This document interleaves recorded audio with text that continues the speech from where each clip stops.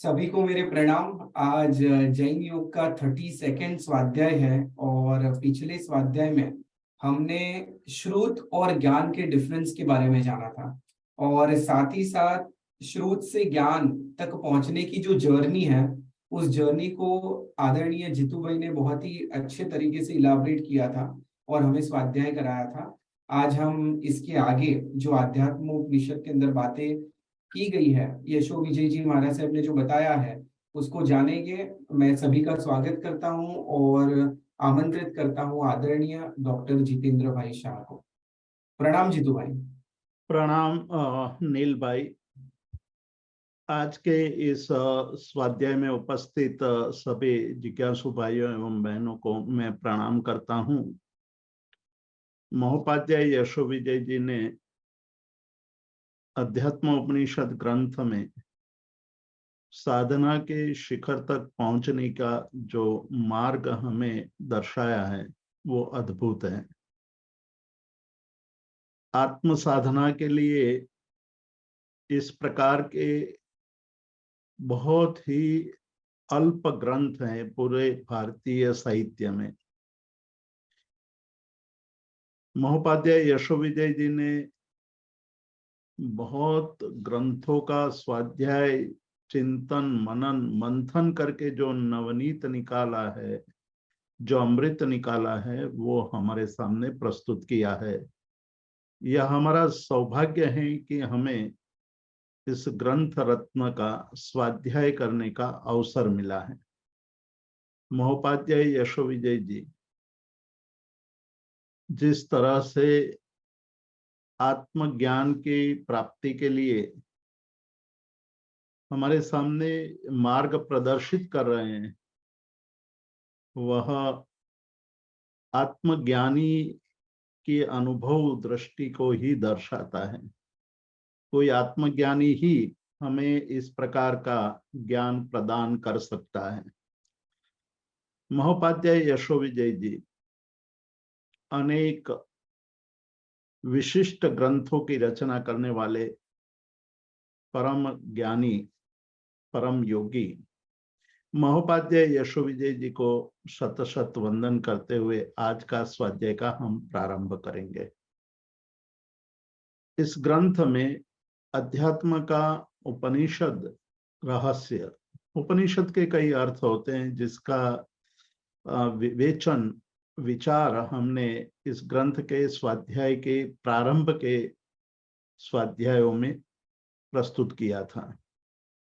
उपनिषद का एक अर्थ होता है रहस्य, मतलब अध्यात्म का रहस्य इस ग्रंथ में हमें प्राप्त होता है। उपनिषद यानी नजदीक जाकर के बैठना, गुरु के चरणों में जाकर के बैठ करके गुरु के द्वारा जो ज्ञान दिया जाता है उस ज्ञान का स्वीकार करना, ज्ञान को प्राप्त करना। महोपाध्याय यशो विजय जी हमारे ज्ञानदाता गुरु हैं। उनके चरणों में बैठ करके हम अध्यात्म का अर्थ समझने की कोशिश कर रहे हैं। और उपनिषद मतलब सार भी है कि इस ग्रंथ में अध्यात्म का सार हमें दर्शाया है। पहले प्रकरण में महोपाध्याय यशो विजय जी ने ज्ञान की बात कही, श्रुत की बात कही। दूसरे में ज्ञान की बात यानी अनुभव की बात कर रहे हैं। हमें दो बातों को एक बार स्मरण में रखना होगा कि जैन दर्शन जब किसी भी पदार्थ की, किसी भी तत्व का चिंतन करता है तो बहुत गहराई तक जाता है। बहुत ही सूक्ष्म बातें हमने प्रस्तुत करते और हमें किसी एक विषय की गहराई तक पहुंचने के लिए कौन कौन से मार्ग को देखना चाहिए, वो बात हमें कर रहे हैं। सबसे पहली बात तो ये है कि हमें सामान्य रूप से जब चिंतन का प्रारंभ करना होता है तब दो दृष्टि से चिंतन का प्रारंभ करना चाहिए। एक वास्तविक यानी पारमार्थिक दृष्टि से हमें पदार्थ का चिंतन करना चाहिए, और दूसरा है व्यवहारिक दृष्टि से पदार्थ का चिंतन करना चाहिए। जब दोनों दृष्टि से हम पदार्थ का चिंतन करते हैं तो वस्तु के स्वरूप तक, वास्तविक स्वरूप तक हम पहुंच जाते हैं। किंतु कोई एक दृष्टि की प्राधान्यता को लेकर के हम चिंतन करते हैं तो हम वस्तु के वास्तविक स्वरूप तक नहीं पहुंच पाते हैं। मतलब केवल पारमार्थिक दृष्टि को लेकर के चले तो भी वो दृष्टि अपूर्ण मानी जाएगी, और केवल व्यवहारिक दृष्टि को ध्यान में रख करके कार्य करेंगे या विचार करेंगे तो वो भी अपूर्ण मानी जाएगी। इस बात का महोपाध्याय यशो विजय जी ने अपने ग्रंथों में अनेक जगह पर अलग अलग समय पर और अलग अलग चिंतन में प्रस्तुत किया है। यहाँ भी वही बात कह रहे हैं कि आत्मा का वास्तविक स्वरूप समझने के लिए कर्म का बंध होता है, और कर्म के बंध के कारण जो बंधन अनादिकाल से हुआ है, आजकाल का नया बंधन नहीं है, बंधन हुआ है अनादिकाल से, और अनादिकाल से हमारा ये संसार में परिभ्रमण हो रहा है, भवचक्र में हम फंसे हुए हैं, इन वलयों में फंसे हुए हैं। और उद्वाप अवाप यानी ये शब्द का प्रयोग करते हैं जो महोपाध्याय यशो विजय जी 27वें श्लोक में हमें कहते हैं कि अवापोद्वाप विश्रांतिर यत्र अशुद्ध नयस्य तत् शुद्धानुभव संवेद्यम स्वरूपम परमात्मनः। यहाँ इस श्लोक में कई चिंतनीय बातें हमें कही है। उद्वाप अवाप की बात कही कि ऊहापोह, उद्वाप अवाप का मतलब है ऊह अपोह, ऊहापोह मतलब हम जब कोई पदार्थ पर चिंतन करते हैं तो उसके पक्ष विपक्ष क्या चिंतन करते हैं, उसको सपोर्ट करने वाले, सहयोग करने वाले तर्क का चिंतन करते हैं, उसका विरोध करने वाले तर्क का भी चिंतन करते हैं, तब हम कुछ हद तक वस्तु के मूल स्वरूप तक पहुंच सकते हैं। या वस्तु, पदार्थ, तत्व सभी एक ही पर्याय के रूप में मैं अलग अलग शब्दों का प्रयोग कर रहा हूं। यहाँ आत्मा की बात कर रहे हैं कि आत्मा के अंदर जो उद्वाप अवाप आदि यानी कि ऊह अपोह, ऊहापोह चल रहा है, वो ऊहापोह किस कारण होता है और कैसे हम अपने स्वरूप को प्राप्त कर सकते हैं। तो कहते हैं कि आवाप उद्वाप विश्रांति ही, जब ऊहापोह का विराम हो जाता है, विश्रांति यानी संपूर्ण नाश हो जाता है, यत्र अशुद्ध नयस्य तत्, पदार्थ के निर्णय करने में उद्वाप अवाप यानी कि ऊह और अपोह का जो विश्रांति होती है वह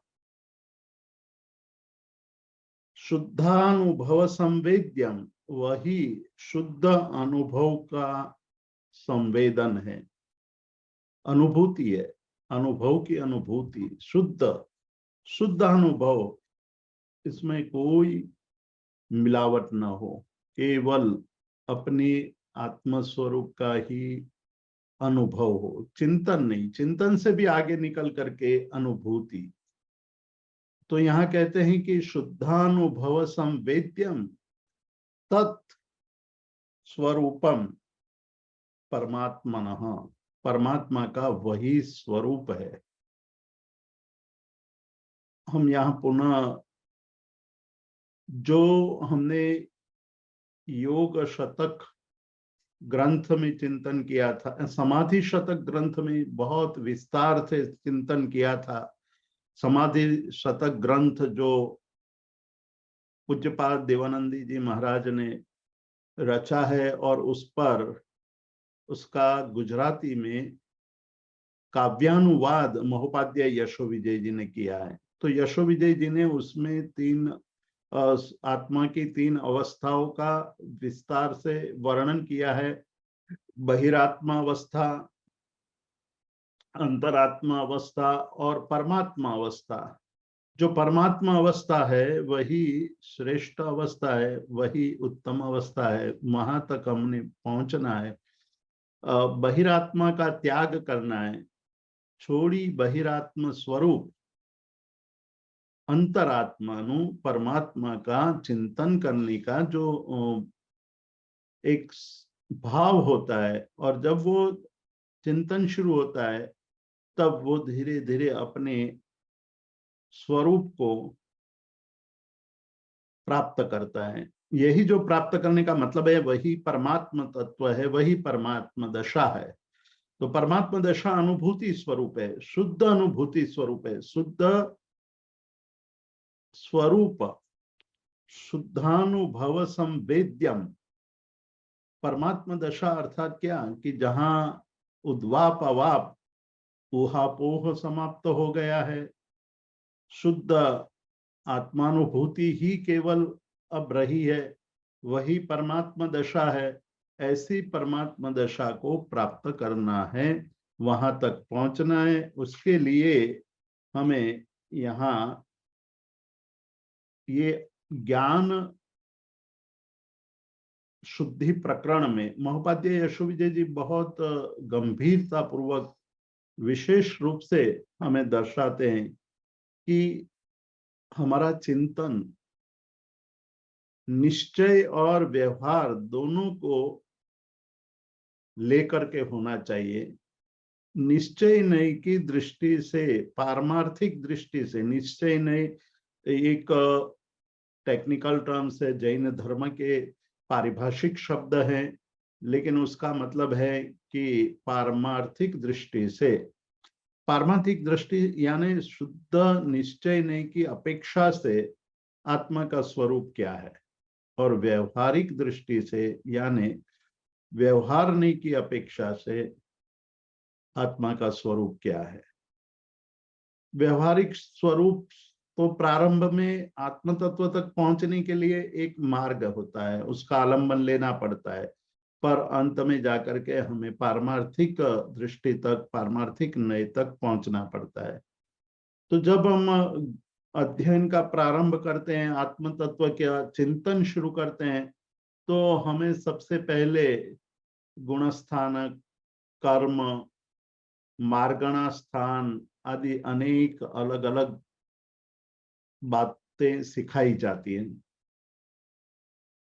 वो कर्म ग्रंथ का विषय है।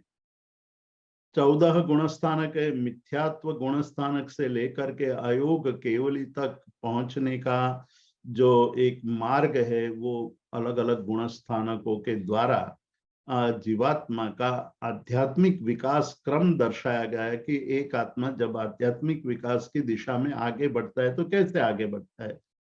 मिथ्यात्व गुणस्थानक, यहाँ भी एक बहुत ही अद्भुत बात कही है कि एक तरफ तो मिथ्यात्व कहते हैं और दूसरी तरफ आप उसको गुणस्थानक भी कह रहे हैं। मतलब एक गुणस्थानक और वो मिथ्यात्व, वो दोनों कैसे साथ में रह सकते हैं। जैन दर्शन इस प्रकार की खूबी भरी बातें यानी अद्भुत बातें हमें दर्शाता है। देखा जाए तो मिथ्यात्व की अवस्था में भी जीव को कुछ ऐसे गुण रहे हैं, वो गुणों के कारण ही जीव को मिथ्यात्व की अवस्था में भी गुण स्थानक कहा है। वो रात को रात कहता है, दिन को दिन कहता है, प्यास लगती है तो जल ही पीता है, अग्नि नहीं पीता है।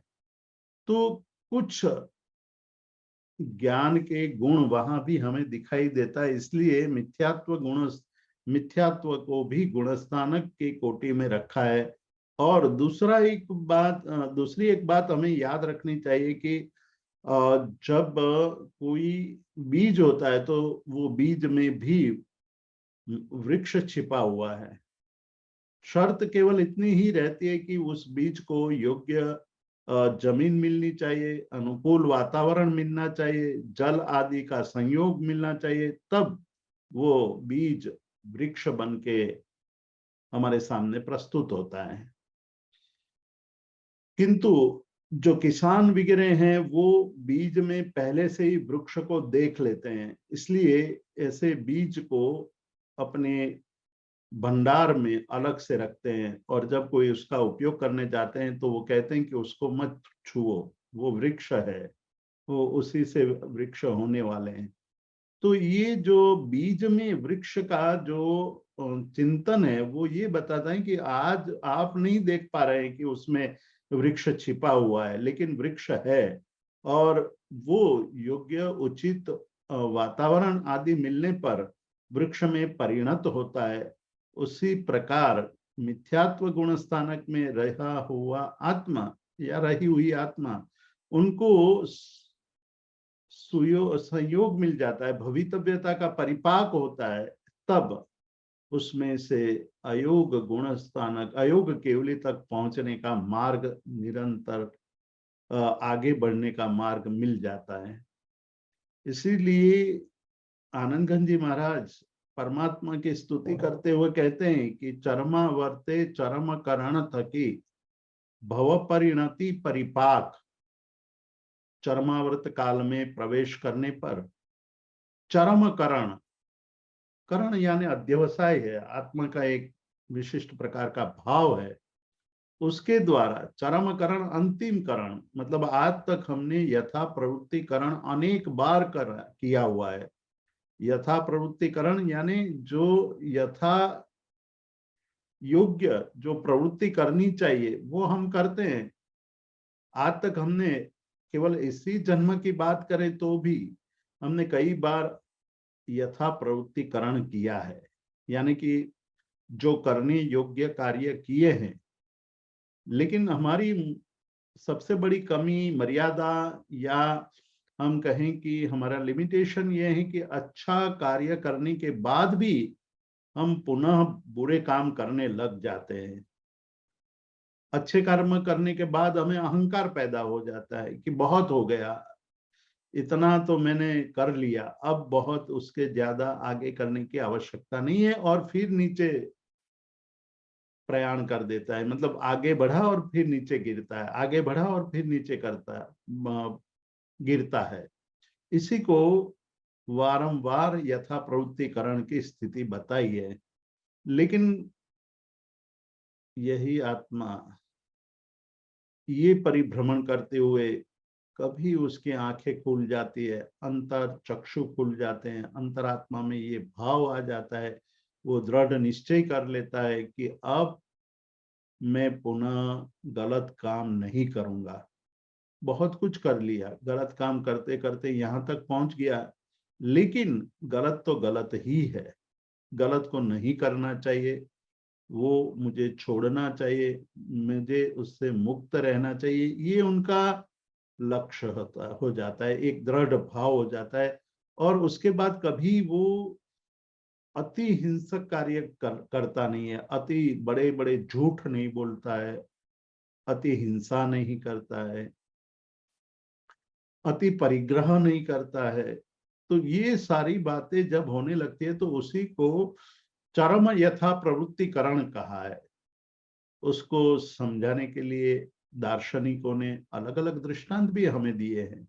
वो कहते हैं कि एक पत्थर जब पर्वत की शिखर से गिरता हुआ पानी के वो बहाव में बहता हुआ, वो पत्थरों के साथ टकराता हुआ, रुकता हुआ, टकराता हुआ, फिर पानी में भीगता हुआ, कई सालों के बाद जब नीचे पहुंचता है तो अत्यंत चिकना, गोल, सुंदर पत्थर बन के तलहटी में पड़ा होता है।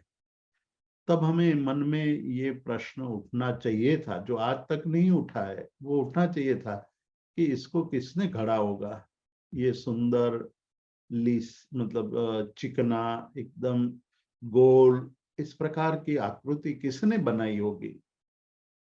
लेकिन वास्तविकता तो ये है कि उसको किसी ने नहीं बनाया है, अपने आप बन गया है।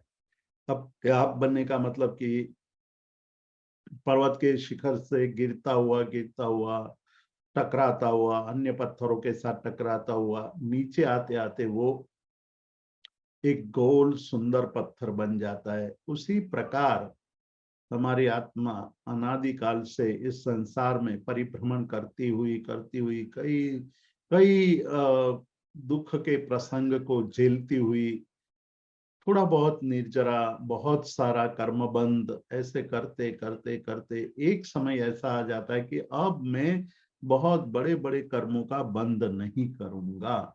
इस प्रकार का भाव, भव परिणति परिपाक, वहां भव परिणति यानी भवितव्यता का परिपाक हो जाता है। अब उनकी भवितव्यता शुरू होती है और वहीं से उसके उदय का, उसके प्रारंभ हो जाता है।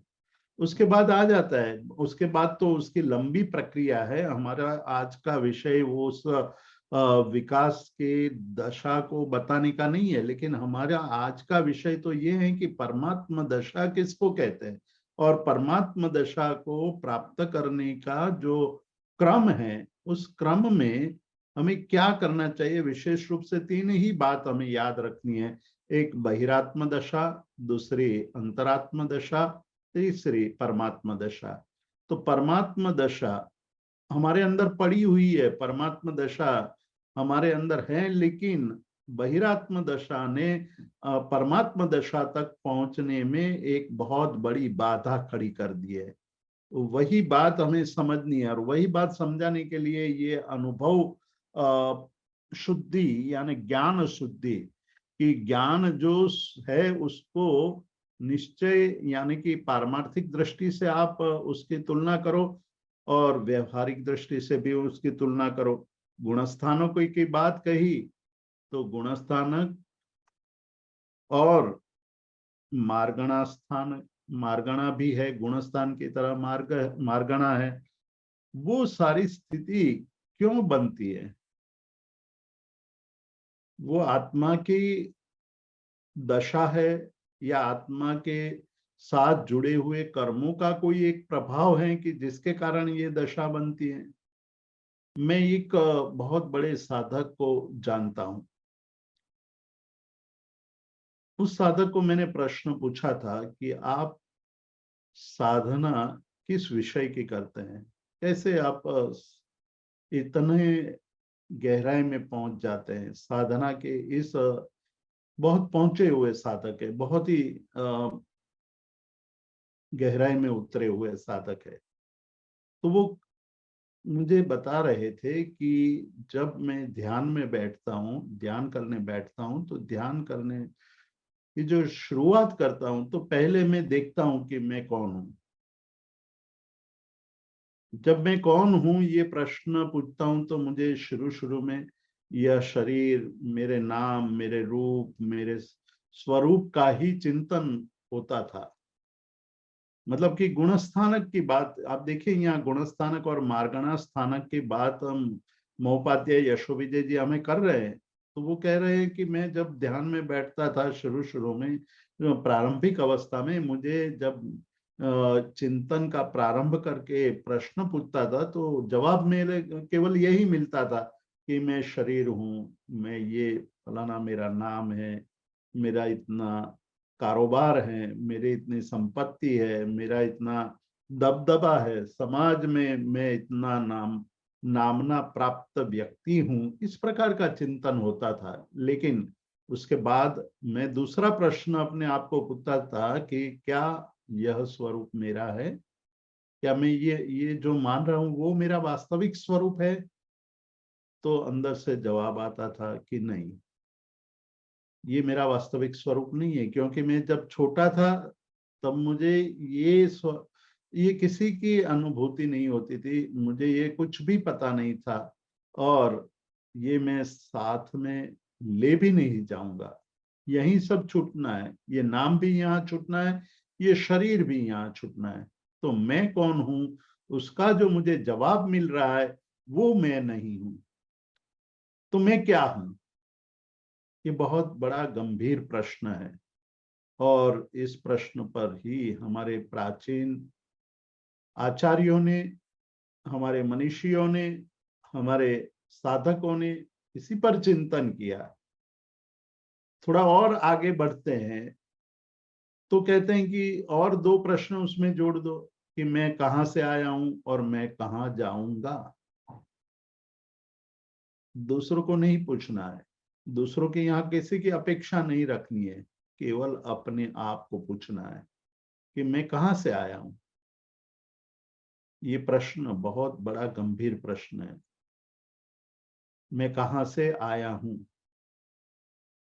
10वें कालिक सूत्र में साधक को ये बताया गया है कि भाई, जब तक आप जीव और अजीव दो तत्व का पूर्ण ज्ञान प्राप्त नहीं करते हैं, तब तक आपको कुछ भी समझ में नहीं आएगा। आवश्यकता है कि जीव और अजीव के स्वरूप को समझने की, उसके भेद प्रभेद को समझने की।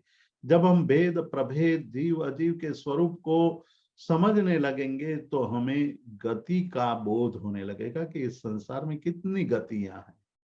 गति मतलब मनुष्य गति, नरक गति, तिर्यंच गति, देव गति, आदि गति, और उस गति के भेद, मनुष्य के भेद है, नरक गति के भेद है, स्वर्ग के भेद है, तिर्यंच गति के भेद है। उस भेद को जब आप समझने लगेंगे, मतलब जीव और अजीव को समझा, तो उससे गति का बोध होने लगेगा। गति पर आप चिंतन करेंगे कि मुझे क्रोध बहुत आता है, बहुत क्रोध आ जाता है, छोटी छोटी बातों में मैं गुस्से में आ जाता हूं। मैं शांत तभी रहता हूं कि जब मुझे स्वार्थ होता है। मैं शांत तभी रहता हूं कि मुझे किसी से कुछ अपेक्षा रहती है, अन्यथा तो मैं क्रोधित हूं। छोटी छोटी बातों में क्रोध आ जाता है। क्रोध करने के लिए मैं निमित्त खोज लेता हूं, मतलब निमित्तों की कमी नहीं है, उस निमित्तों को पकड़ करके मैं क्रोध करने लगता हूं। तो क्या मैं क्रोध हूं? मेरा क्रोध ये मेरा स्वभाव है, और मुझे क्रोध बहुत आ रहा है, तो मैं कहां से आया होऊंगा? संभव है मैं पिछले भाव में कुत्ता होऊंगा, मतलब तिर्यंच गति से आया होऊंगा। तिर्यंच गति में कुत्ते के पास से आप गुजरो तो कुत्ता एकदम भौंकने लगता है। वो तो बैठ करके निमित्त ही कुत्ता रहता है कि कोई आए तो मैं जोर जोर से भौंकने लगूं। तो मेरी भी वही दशा है। उसका मतलब मैं पूर्व भाव में कहीं कोई तिर्यंच गति से आया होऊंगा। यदि कोई उच्च गति से आया होता तो मेरे में नम्रता होती, सरलता होती, मेरे में शांति होती, मेरे में समता होती, दूसरे के दोषों को मैं सह लेता, दूसरों को दोषों को मैं गलती न मान करके कर्म का स्वभाव मान लेता। तो वो चिंतन करते करते कहते हैं कि मैं जब शुरू शुरू में ये समझने लगा कि मैं कहाँ से आया हूँ और कहाँ जाना है, उसका मैंने चिंतन करते करते करते मुझे पता लगने लगा कि भाई, ये सब तो पुण्य पाप की लीला है, कर्म की लीला है। पुण्य किया है तो मुझे सब कुछ सामग्री मिल जाती है, पाप किया है तो मुझे मिली हुई चीज को भी मैं भोग नहीं सकता हूँ। सब कुछ है आपके पास, पर भोगना मुश्किल हो जाता है। तो कर्म की दशा का अनुभव होने लगा। जब कर्म की दशा का अनुभव होने लगता है, तब हमारे अंदर रियल, वास्तविक दृष्टि आ जाती है कि भाई, ये मैं क्या कर रहा हूँ, मैं क्यों अपने जीवन का मूल्यवान समय गवा रहा हूँ। तो ये चिंतन करते करते वो कहते थे, मैं एक ऐसी दशा में पहुंच जाता हूँ, ऐसे अवस्था में पहुंच जाता हूँ कि जहां मुझे ये लग रहा है कि कुछ भी नहीं है, मैं केवल चैतन्य, अनंत ज्ञानात्मक, अनंत दर्शनात्मक, अनंत शक्ति स्वरूप, अनंत चारित्र गुणवान, मतलब सम्यक दर्शन, सम्यक ज्ञान, सम्यक चारित्रवान आत्मा ही हूँ। प्रकाश स्वरूप आत्मा हूँ। ज्ञान का प्रकाश है, चारित्र का प्रकाश है, बस फिर उसमें मैं खो जाता हूँ। और जब मैं खो जाता हूँ तो मेरे पास जो अपार संपत्ति है उससे मैंने जो आज तक कभी सुख पाया नहीं है, उससे अधिक सुख की अनुभूति मुझे उस दशा में होती है। मतलब उस समय मुझे समय का, स्थल का, शरीर के स्वरूप का, शरीर की आकृति का कोई भी बोध नहीं रहता है, क्योंकि मैं स्वयं वहां नहीं होता हूँ। जो मैं मानता हूँ वो मैं वहां खत्म हो जाता हूँ।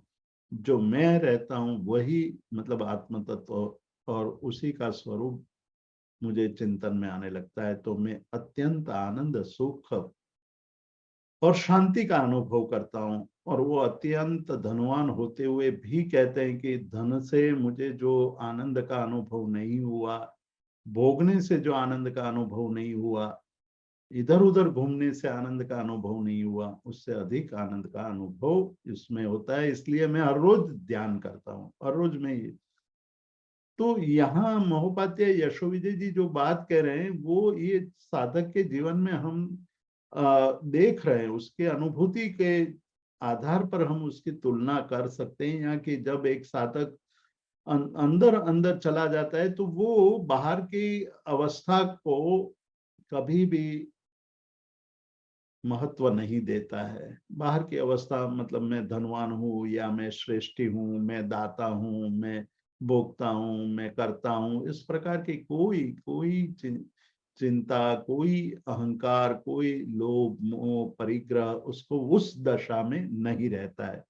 तो ये एक ध्यान की प्रक्रिया के द्वारा कहा जो अनुभूति हुई है उसी को शब्द स्वरूप में यहाँ महोपाध्याय यशोविजय जी कहते हैं कि गुणस्थानानि यावन्ति, जितने भी गुण स्थानक हैं, और यावंतिश्चापि मार्गणाः, और जितने भी मार्गणा स्थान है, तद अन्यतर संश्लेषो, उससे भिन्न संश्लेष, उससे भिन्न जो हमारा स्वरूप है, अन्यतर संश्लेषो नैव आतः परमात्मनः, उससे भिन्न, उससे अलग जो स्वरूप, मतलब जिसका किसी के साथ संबंध नहीं है, ऐसा संबंध, ऐसा निर्लेप शुद्ध स्वरूप ही परमात्मा दशा है। परमात्मा क्या है तो कहते कि वो गुणस्थानक के अवस्था में भी नहीं है, मार्गणा स्थान की अवस्था में नहीं है, और सभी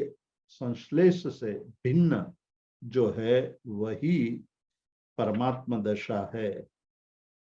कर्मोपाधि कर्मोपाधिकृतान् भावान् यह आत्मनि अध्यवस्यति, तेन स्वाभाविकम रूपम न बुद्धम परमात्मनः।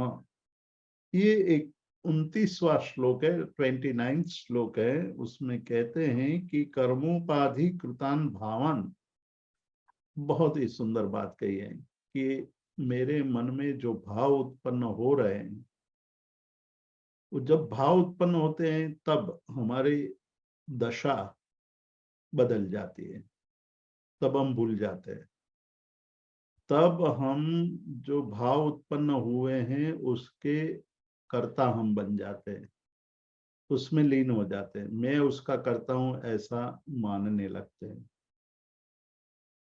यहाँ रोकते हैं महोपाध्याय यशोविजय जी, कहते हैं कि भाई एक दिन एक एक क्षण रुको, आपको जो अभी भाव उत्पन्न हो रहे हैं वो किसके भाव है? आपके स्वयं के भाव है। आप स्वयं तो ज्ञानात्मक हो, आप स्वयं तो चैतन्य शक्ति स्वरूप हो, आप स्वयं तो ज्ञानानंदे पूर्ण पावन हो, वर्जित सकल उपाधि रे। ये शब्द है आनंद गंजी महाराज के। वो कहते हैं कि आपका वास्तविक स्वरूप तो क्या है? ज्ञानानंदे, ज्ञान के आनंद से पूर्ण, पूर्ण हो, पावन हो, मतलब पवित्र हो। आपको जो भाव अभी उत्पन्न हो रहे हैं वो तो अपवित्र है, दूषित है, वो कर्म संश्लेष के कारण, कर्म के संयोग के कारण उत्पन्न हो रहे हैं। तो आपके भाव कैसे हो गए? फिर भी आप मान रहे हैं कि आपके भाव है, मतलब हमारे भाव है, ऐसा मान रहे हैं। और उसी वक्त हमें अहंकार चल आ जाता है। अहंकार आता है तो कहते हैं कि मैंने कहा वो सही है, अरे भाई, आपने कहाँ कहा है? आप तो कर्म के उदय के कारण बोल रहे हैं। ये घटना तो पहले भी हो चुकी है कि उस समय तो आप कुछ बोले नहीं थे। आज जब एक प्रसंग आया तो आप बोलने लगते हो। यदि आपके भाव उस थे तो उस वक्त क्यों नहीं बोले? आज क्यों बोल रहे हो? कर्मोपाधि कृतान भावान, कर्मों की उपाधि से, कर्मोपाधि, उपाधि शब्द का अर्थ यहाँ समझना है कि उपाधि मतलब बाहर से आया हुआ आगंतुक जो है वो उपाधि है। मतलब हम कहें कि स्फटिक है, स्फटिक एक पत्थर है, वो ट्रांसपेरेंट होता है। जो निर्मल स्फटिक होता है वो ट्रांसपेरेंट होता है, वो पारदर्शक होता है, वो शुद्ध होता है। उसके अंदर कोई भी ऐब नहीं होता है, मतलब कोई दोष नहीं होता है। ऐसा वो पत्थर है, उसको हम देखते हैं तो क्या है वो? पानी जैसा निर्मल है वो पत्थर। लेकिन उस पत्थर के पीछे यदि हम लाल रंग रख देते हैं तो हमें वही स्फटिक दूर से माणिक, रूबी दिखाई देता है। नीला कलर रख देते हैं तो हमें नीलम दिखाई दे रहा है, मतलब वो नीलम का पत्थर है, वो ऐसा मानने लगते हैं। और हरा रंग रख दिया जाए तो हम मानने लगते हैं कि ये पन्ना है। तो ये जो वास्तविक स्वरूप नहीं है, वो तो बाहर से आया हुआ आगंतुक है। उसको आपने उसका स्वरूप मान लिया है, और उसके स्वरूप मानने से हमें उस स्फटिक के वास्तविक स्वरूप का बोध नहीं होता है। हम उसको कुछ और ही मान लेते हैं। वे वास्तविक स्वरूप नहीं है, सारे भिन्न भिन्न स्वरूप है। वास्तविक स्वरूप तो निर्मल है।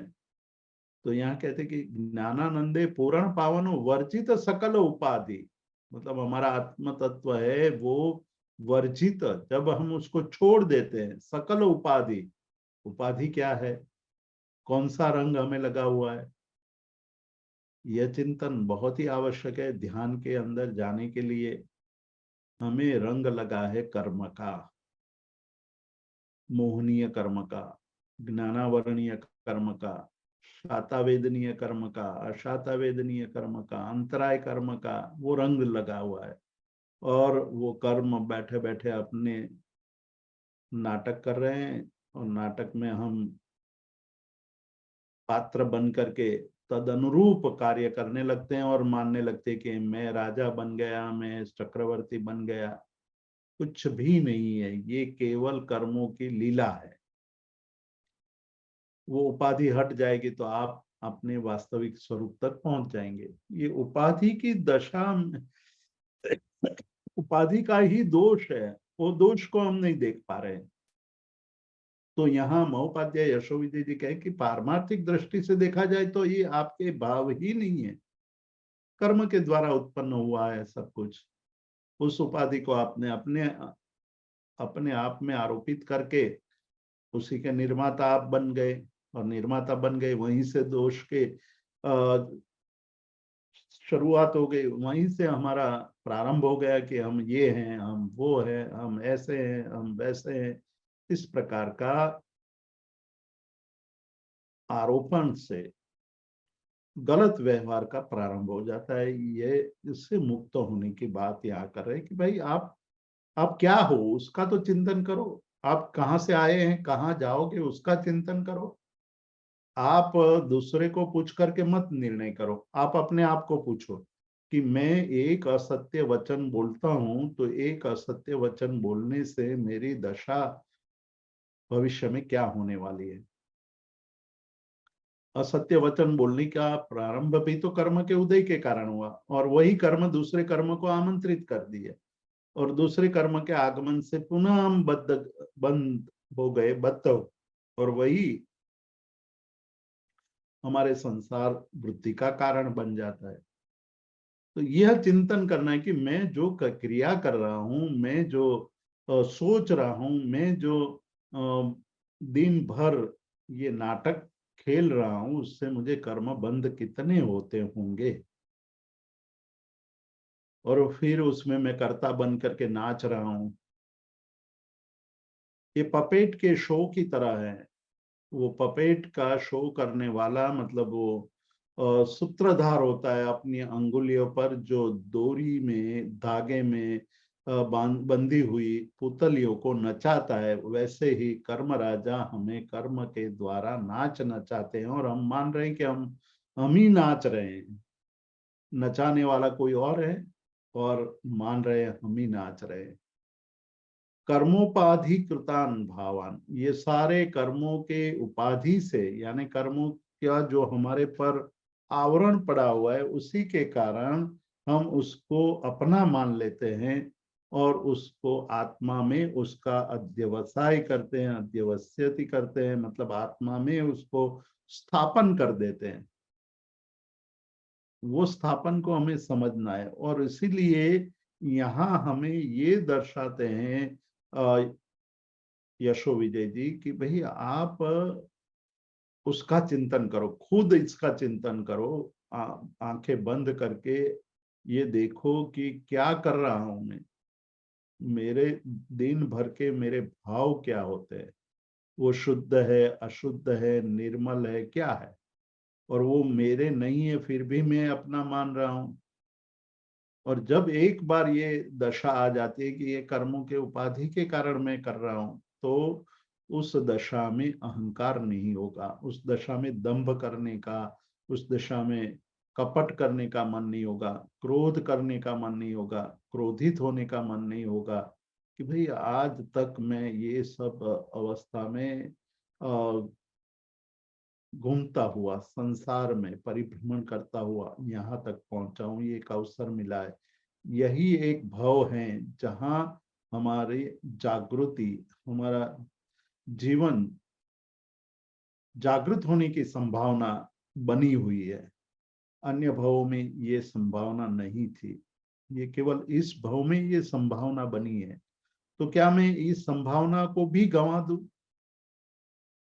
जिस तरह भूतकाल में अनंत भवों को अनादि काल से जो हमें अवसर मिले थे उस अवसर को गंवाते आ रहे हैं, गंवा दिए हैं। इस बार भी हमें गंवा देना है, तो वो नहीं गंवाना है तो हमें ये प्रयत्न करना होगा। हमारा ये एक ऐसा अवसर है कि उस अवसर में हम ये निर्णय करेंगे कि कर्मोपाधि कृतान भावान यह आत्मनि अध्यवस्यति तेन स्वाभाविकम रूपम न बुद्धम परमात्मन। वो मेरा रूप नहीं है, वो मैं नहीं हूं। मैं नहीं हूं तो मुझे क्यों उसमें चिंता करनी चाहिए, मुझे क्यों उसमें फंसना चाहिए? मैं नहीं हूं, मैं कुछ और हूं। यहाँ कहते हैं कि न बुद्धम परमात्मना, बुद्ध ज्ञानी, जो ज्ञानी है वो स्थापित किए हुए भावों का कर्ता निर्माता नहीं है। परमात्मा दशा में ये सबसे भिन्न है। इसीलिए ये कहा कि ज्ञानानंदे पूर्ण पावनो वर्जित सकल उपाधि। फिर कहते हैं अतीन्द्रिय, मतलब इंद्रियों से पर, अतीन्द्रिय, अतीन्द्रिय गुण मणि, गुण गण मणि आगरु। आगरु मतलब घर है, वो स्थान है जहां आत्मदशा, जहां आत्मा का अनुभव होता है, जहां आत्मा की स्थिति है, उसी को साधना है, उसी का अनुभव करना है। उसी के अनुभव के लिए ये कहा कि भाई आप पहले ये तो के समझ को रखो कि क्या है, वास्तविकता क्या है। तेन स्वाभाविकम रूपम, स्वाभाविक रूप है वो, न तेन न स्वाभाविकम रूपम, वो आत्मा का स्वाभाविक रूप नहीं है। बुद्धम आत्मनः, आत्मा को, उस आत्मा का स्वाभाविक रूप है वो उनसे भिन्न है।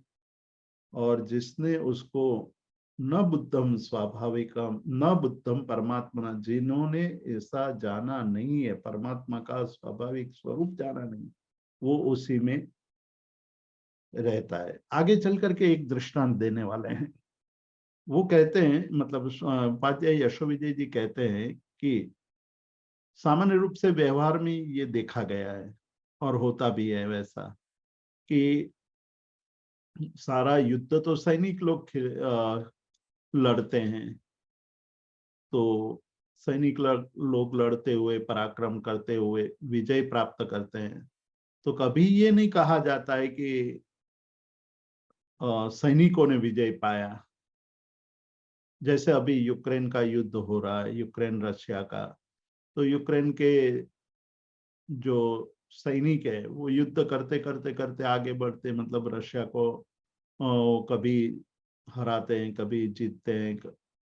तो ये कहते हैं कि जेलेंस्की ने ये बड़ा काम कर दिया कि उनके उनके सैनिकों को इतना, मतलब उत्साह दिया, इतने मतलब सारी सुविधा दी कि वो जीत गए, जेलेंस्की जीत गया। कहने का मतलब ये है कि युद्ध तो सैनिक करते हैं, लेकिन विजय के वरमाला राजा को पहनाई जाती है, राजा उसके विजेता के रूप में माना जाता है। तो ये एक बहुत बड़ी संसार की प्रक्रिया है, यही व्यवहार है संसार का। तो यहाँ भी हमें ये सोचना है कि युद्ध करने वाला कौन है, विजेता कौन है, क्या किस कारण से ये सब हो रहा है। तो कहते हैं कि यथा भृत्यै ही कृतम युद्धम स्वामिनी एव उपचर्यते। जिस प्रकार से सैनिकों के द्वारा या नौकरों के द्वारा कृतम युद्धम, जो युद्ध किया जाता है, वह स्वामिनी एव उपचर्यते, स्वामी में ही उसका उपचार किया जाता है।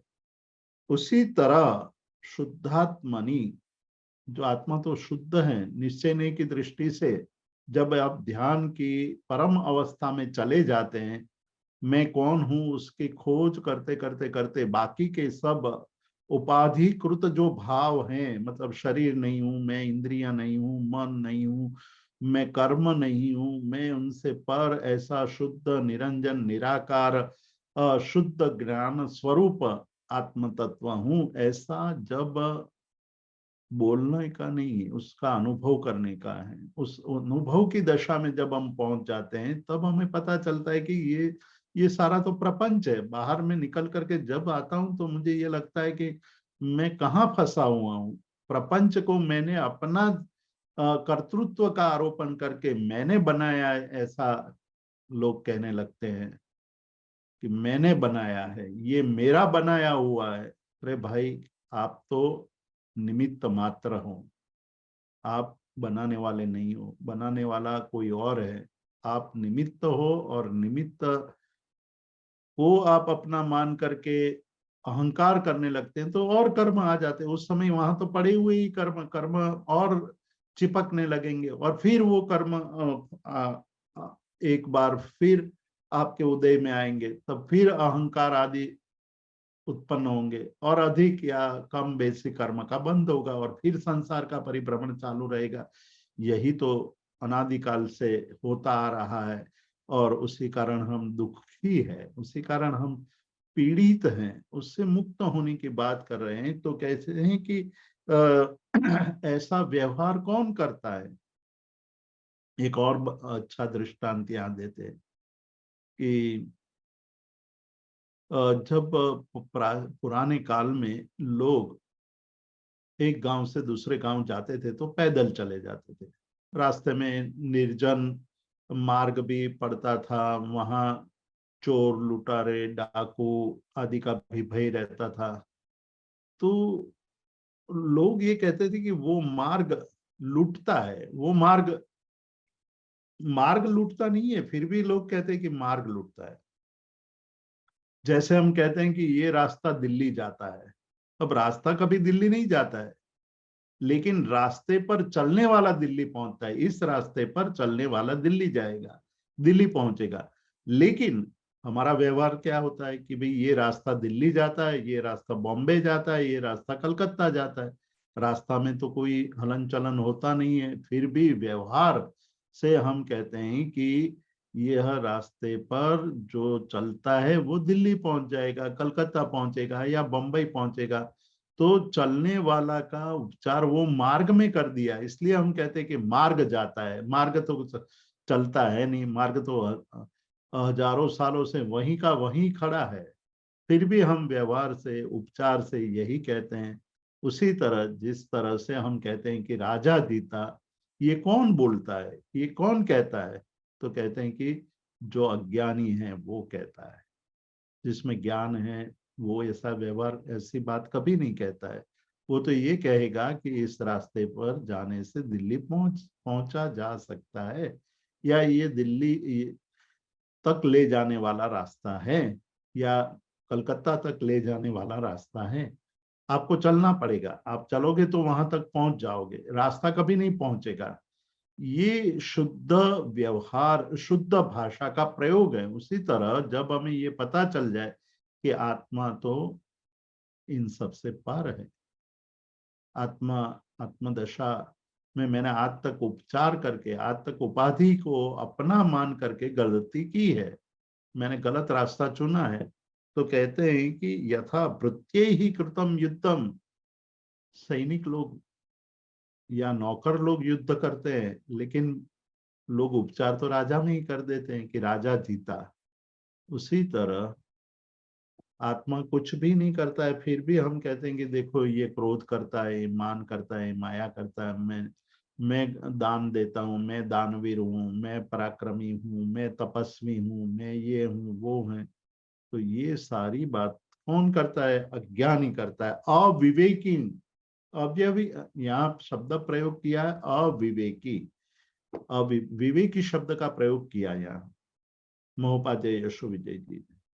तो विवेक शब्द का अर्थ हमें समझना चाहिए कि जो दो चीजों में भेद नहीं कर सकता है वो अविवेकी है, जो दो चीजों में भेद कर सकता है वो विवेकी है। भेद करने का मतलब है दूध और पानी, नीर क्षीर भेद करने वाला जो है वो विवेकी है। मतलब दूध अलग कर दे और पानी को अलग कर दे, तो वो दो अलग करने की जिसमें क्षमता है वो विवेकी है। हेय और उपादेय को जो भिन्न कर सकता है वो विवेकी है। जो शुद्ध चैतन्य और कर्म दोनों को भिन्न कर देता है और शुद्ध चैतन्य में स्थिर रहने की जो कोशिश करता है वही विवेकी है, और वही विवेकी परमात्मा दशा को प्राप्त करते हैं। तो यहाँ कहते हैं कि शुद्धात्मनि अविवेकिना कर्म स्कंधोर्जितम यथा, कर्म के स्कंद से अर्जित उर्जित बना हुआ उसको अपना मान लेता है। कौन? अविवेकी। तो मूल बात पर हम जो यशो विजय जी कहते हैं उसकी मूल बात पर आए तो कहने का मतलब ये है कि आप जब शुद्ध आत्मद्रव्य को, शुद्ध आत्म तत्व की अनुभूति की तरफ आगे बढ़ते हैं या उसके अनुभव दशा में आगे बढ़ते हैं, तब आपको पता चलने लगता है कि आज तक कर्म ने मुझे नचाया, कर्म राजा के द्वारा नाचता हुआ, मैं अपना निर्माता, मैं अपने कर्ता, ऐसा बोध लिए हुए जो गलत था, मैंने केवल आरोपण को अपना मान करके जीवन जिया, वो दोष था। उस दोष को आज मैं मुक्त, दोष से मुक्त होकर के परमात्मा दशा में आगे बढ़ रहा हूँ। वही दशा मेरी खुद की दशा है, मैं उस दशा में लीन रहने की कोशिश करूंगा। आंखें बंद करके अपने आप को प्रश्न पूछ करके कर्म से मुक्त दशा का अनुभव करते हुए, अंदर गहराई में उतरते हुए, शुद्ध आत्मद्रव्य मेवा हम नान्यो हम न ममान्यो, मैं शुद्ध आत्मद्रव्य हूँ, न मैं किसी का हूँ, न मेरा कुछ भी है, मैं उन सबसे पर हूँ।